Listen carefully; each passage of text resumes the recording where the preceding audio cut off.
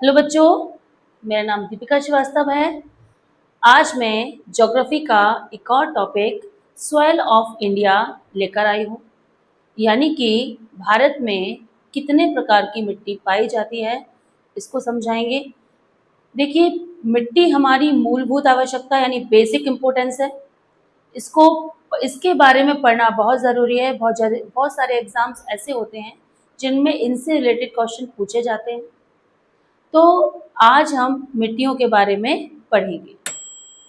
भारत में मिट्टियों के अध्ययन को हम पेडोलॉजी कहते हैं, यानी मिट्टी का जो अध्ययन है इसको पेडोलॉजी कहा जाता है, या फिर हम स्टडी ऑफ सॉइल भी इसको कह सकते हैं। भारत में कृषि अनुसंधान द्वारा यानी एग्रीकल्चर डिपार्टमेंट द्वारा मिट्टी को 6 पार्ट में डिवाइड किया गया है, यानी सॉइल को 6 पार्ट में डिवाइड किया गया है। हम 1 बाय 1 हर तरह की सॉइल्स को पढ़ेंगे, उसकी क्या इम्पोर्टेंस है इसको देखेंगे, और ये कहाँ कहाँ पाई जाती है इसके बारे में भी जानेंगे।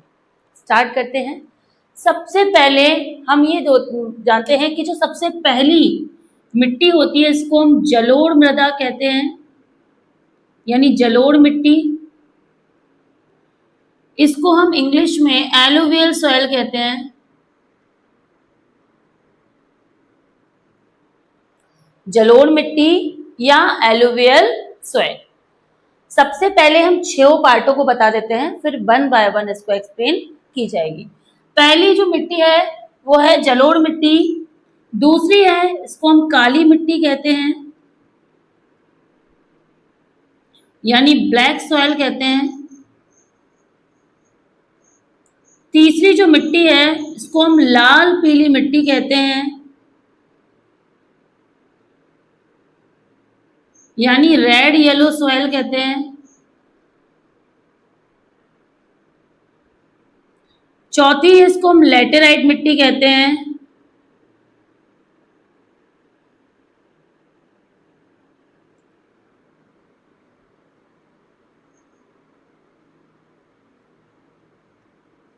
पांचवी जो है इसको वन मृदा कहते हैं, वन मिट्टी, फॉरेस्ट सॉइल।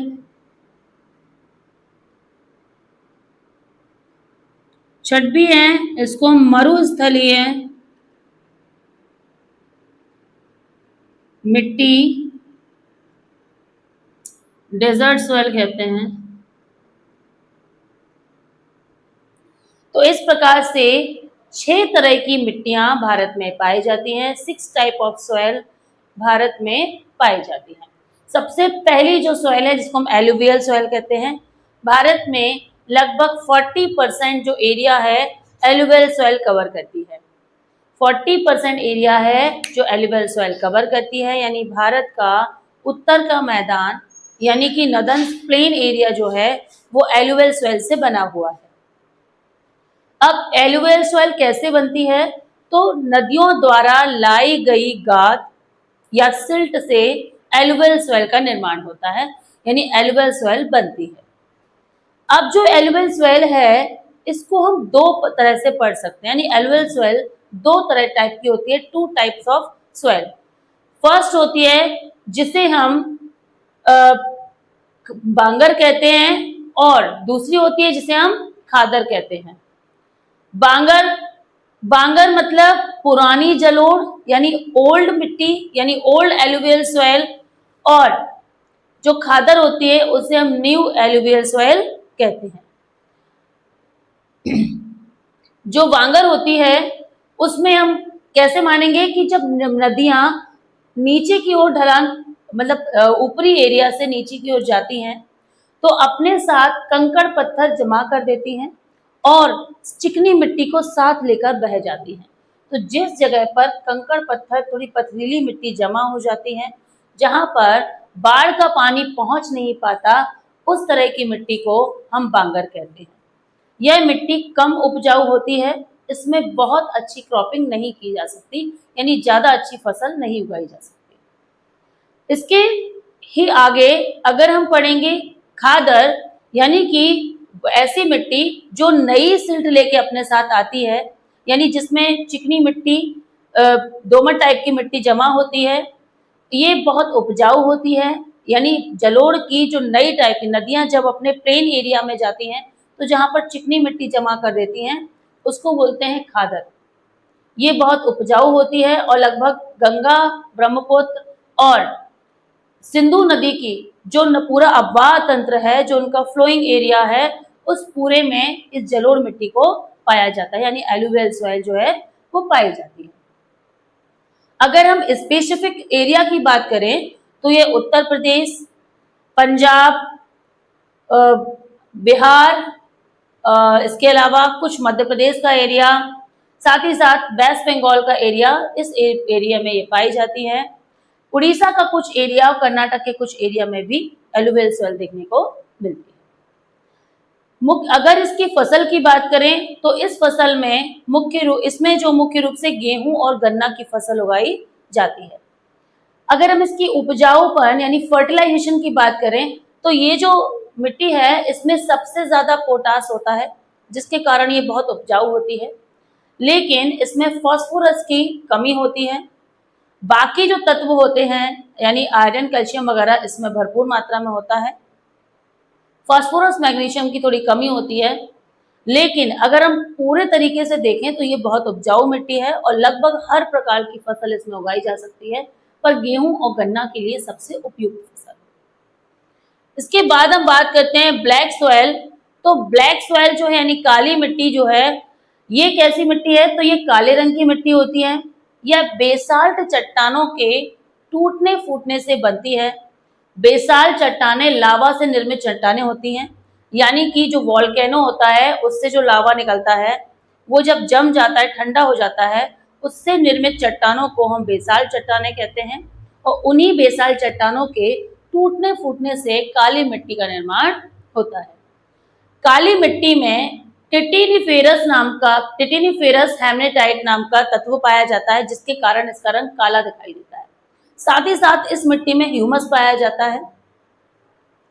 काली मिट्टी में आयरन, चूना, कैल्शियम, मैग्नीशियम भरपूर मात्रा में होता है, पर इसमें पोटास की कमी होती है, जिस कारण से अपने अंदर नमी को सोख लेती है, गर्मियों में सूख जाती है और जब पानी पड़ता है तो ये दलदली हो जाती है।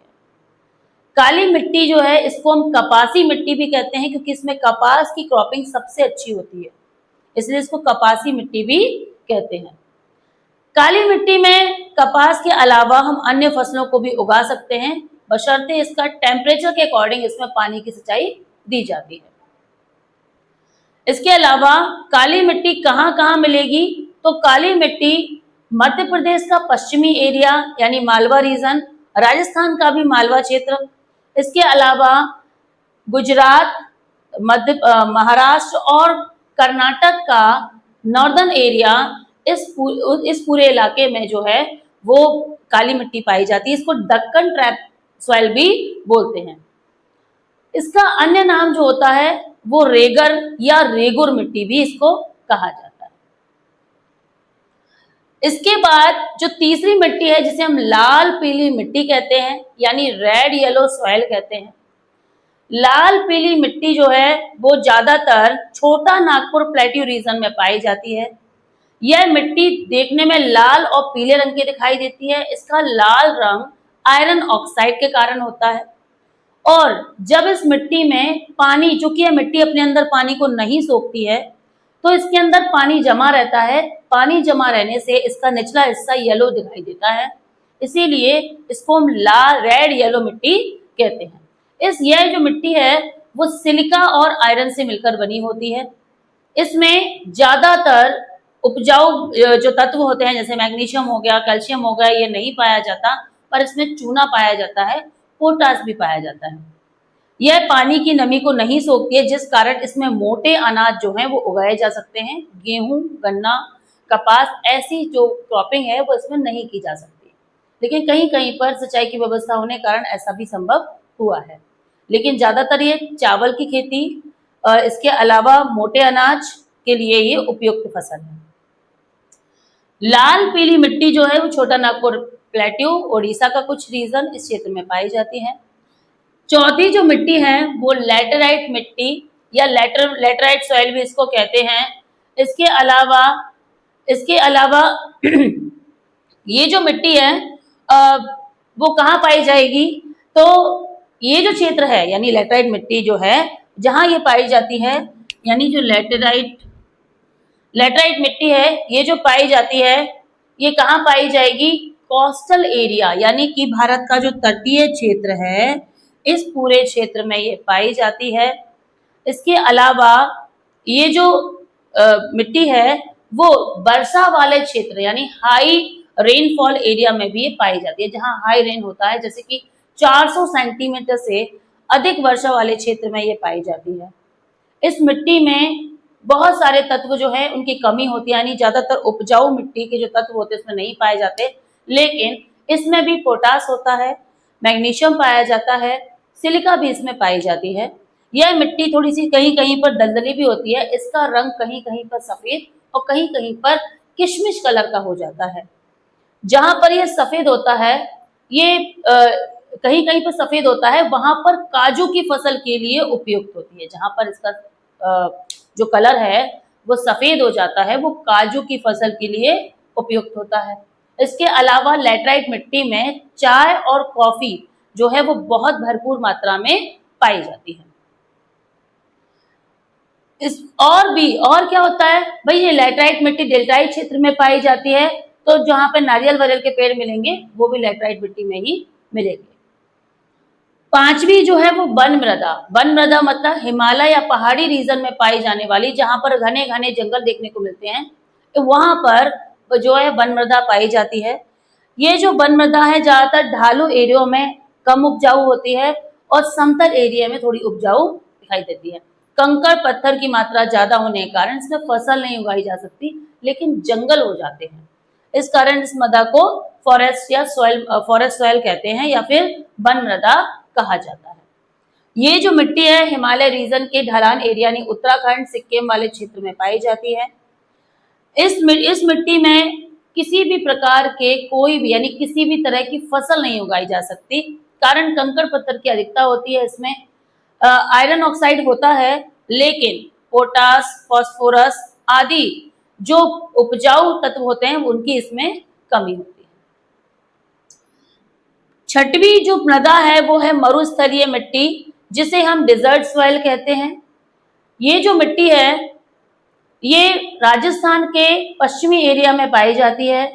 पाकिस्तान का रीजन और राजस्थान का रीजन दोनों मिलकर क्या बनाते हैं? डेजर्ट एरिया, जिसे हम थार डेजर्ट कहते हैं, थार मरुस्थल कहते हैं। यहाँ पर रेतीली मिट्टी है।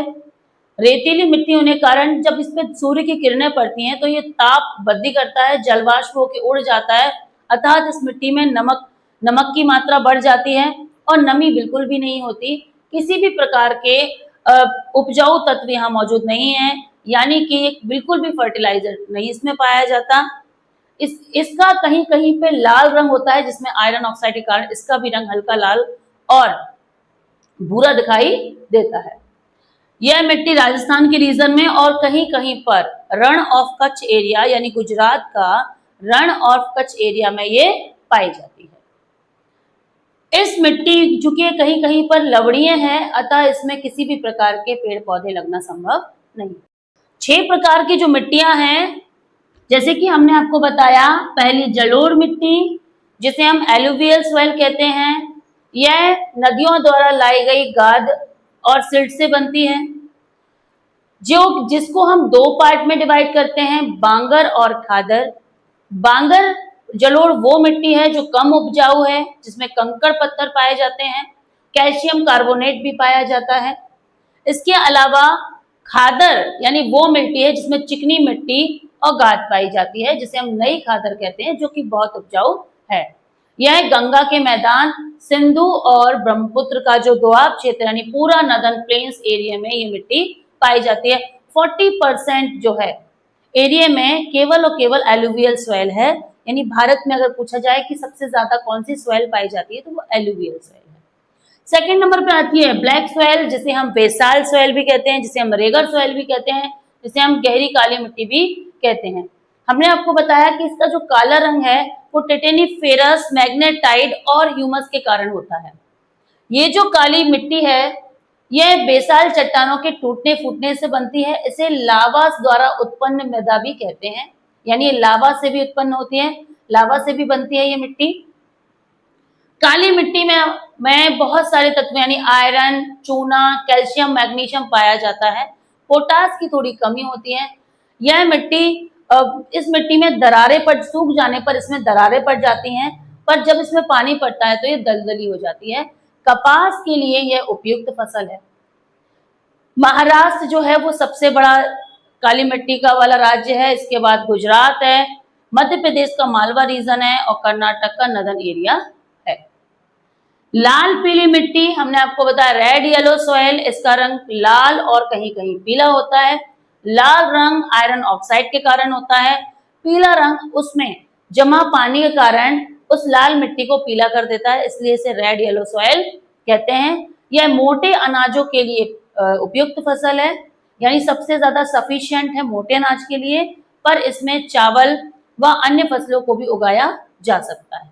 ये छोटा नागपुर रीजन में प्रमुख फसल है। इसके अलावा उड़ीसा का कुछ क्षेत्र, मध्य प्रदेश का ईस्टर्न एरिया भी इसमें आ जाता है। इसमें भी ये वाली रेड येलो सॉइल पाई जाती है। इसके अलावा इसमें सिलिका और सिल्ट से ये मिट्टी बनती है। इसके अलावा लेटराइट सॉइल जो है यह डेल्टाई क्षेत्र में और हैवी रेनफॉल एरिया वाले रीजन में पाई जाती है। 400 सेंटीमीटर से अधिक वर्षा वाला स्थान जैसे कि मेघालय रीजन हो गया, दोनों कोस्टल एरिया हो गए, इन क्षेत्रों में पाई जाती है। ज्यादातर सह्याद्री एरिया और वेस्टर्न ईस्टर्न पार्ट यानी गारो, खासी, जैंतिया की पहाड़ियां इसकी प्रमुख हैं। खासीघाट जो सदर्न एरिया है यहाँ पे व्हाइट लेटराइट सॉइल पाई जाती है। ये केओलिन के कारण इसका रंग व्हाइट हो जाता है, जो कि काजू की खेती के लिए प्रसिद्ध है। इसके अलावा चाय और कॉफी भी इसकी अन्य प्रमुख फसलें हैं जो लेटराइट सॉइल में उगाई जाती हैं। इसमें कैल्शियम, मैग्नीशियम भी भरपूर मात्रा में होता है, साथ ही साथ इसमें भी आयरन ऑक्साइड पाया जाता है, साथ ही साथ इसमें सिल्ट पाया जाता है और इसमें ये चिकनी चिकनी मिट्टी होती है। कहीं कहीं पर ये रेतीली भी दिखाई देती है, जो कि तटीय क्षेत्र में हमें देखने को मिलती है, यानी कोस्टल एरिया में दिख जाती है। इसके अलावा इसमें किसी प्रकार की खेती नहीं कर सकते, यानी क्रॉपिंग नहीं कर सकते, क्योंकि ढलान रीजन होता है इसमें, यानी कि पहाड़ का निचला एरिया जो है वहां पर ये मिट्टी पाई जाती है। वन मिट्टी तो ये हिली एरियाज में मोस्टली पहाड़ के ऊपरी तल में ये पाई जाती है। टॉप ऑफ जो एरिया जहाँ पर फॉरेस्ट पाए जाते हैं वहां पर ये मिट्टी पाई जाती है। ये हवाओं के इकट्ठा करने से, मिट्टियों के जमा होने से ये बन जाती है। ये उपजाऊ मिट्टी नहीं, यानी ये जो क्षेत्र है वो फसलों के लिए उपजाऊ नहीं है। इसमें तरह तरह के पेड़ पौधे जमा होने से जंगल जैसा एरिया बन जाता है, इसलिए इसको फॉरेस्ट मिट्टी कहा जाता है। इसमें भी किसी भी तरह के उपजाऊ तत्वों यानी मैग्नीशियम, कैल्शियम, आयरन ये नहीं पाया जाता, लेकिन हाँ कहीं कहीं पे चूना और आयरन इसमें थोड़ा बहुत देखने को मिल जाता है। ये हिमालय रीजन में ज्यादातर देखने को मिलती है, उत्तराखंड, सिक्किम, इसीलिए इसमें स्टेप फॉर्मिंग की जाती है। मरुस्थलीय मिट्टी तो ये राजस्थान के वेस्टर्न एरिया और पाकिस्तान के पूर्वी एरिया, यानी ये पूरा मिलके थार डिजर्ट बनाता है, यानी कि थार मरुस्थल बनाता है।